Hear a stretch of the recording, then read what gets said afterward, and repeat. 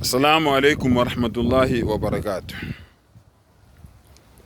Ake ngicacise futhi indaba yebhida. Ngoba abanye bayiyenza bengazi becabanga ukuthi into eright le abayiyenzayo. Okay? Bafowethu.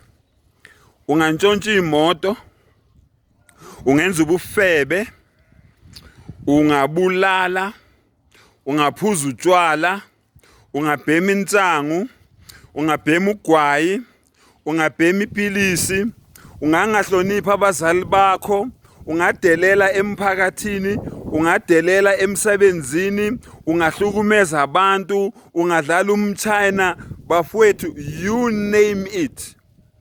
You name it. Uthenga ama-backdoor staff esitoro sakho, uwathengise, niphawunde imoto, ama-truck ey'moto, uvule igaraji ley'moto, wenze bonke lobo busathane lobo ongabucabanga.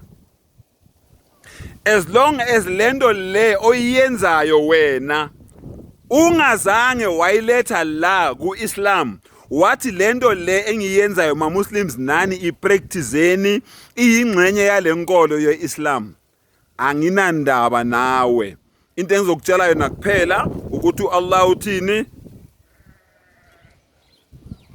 hlukana nezono. Into engizokutshela yona ileyo, hlukana nezono. Ngizokutshela lokho ngeke ngikufihlele. Okay? Awushongo ukuthi lezo zenzo zakho lezo ozenzayo ziyingxenye yale nkolo ye-Islam. Awukushongo lokho. Anginankinga nawe.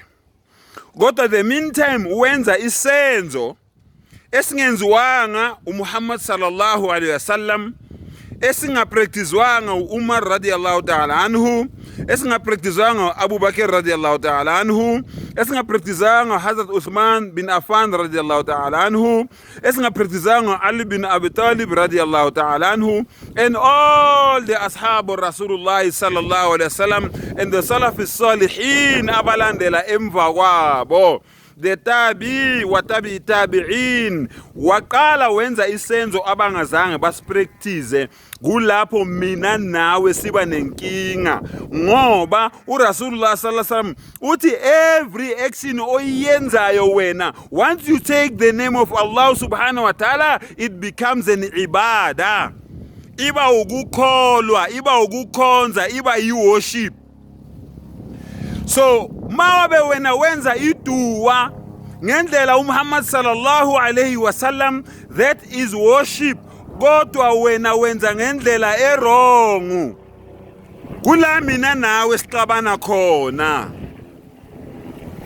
Uma ngabe wena uzophatha ilokhuzana itawisi, bese uthi wena le tawisi lena iziphathi yale dini le, umuntu mangabe gula menzela itawisi, umgaxe esandleni, umgaxe entanyeni, umfake la elokuzeni elokuzana okhalweni lwakhe leyo tawisi leyo, lo mgexo loyo omenzele wona, ube ufunde ama-verses we-Quran. Bathanda kakhulu ayatul kursi, the biggest ayah of the Quran, the strongest ayah of the Quran. Bathanda yona ukuyisebenzisa, the strongest ayah of the Quran, bathi benza ngayo itawisi.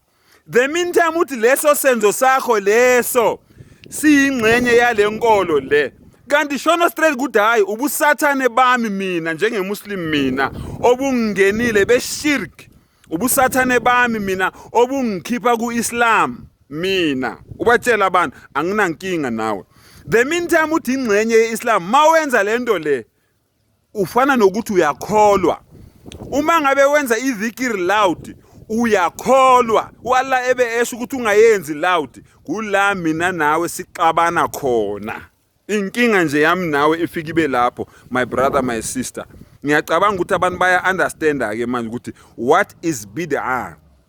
Yonke into othi mawuyenza wena ucabanga ukuthi ikusondeza ku-Allah, ucabanga ukuthi u-Allah mayethumela ingilosi iyopresenta ngezenzo zakho kuRasulullah sallallahu alaihi wasallam, izofika imjabulise, ube uthi wena kanangqondo.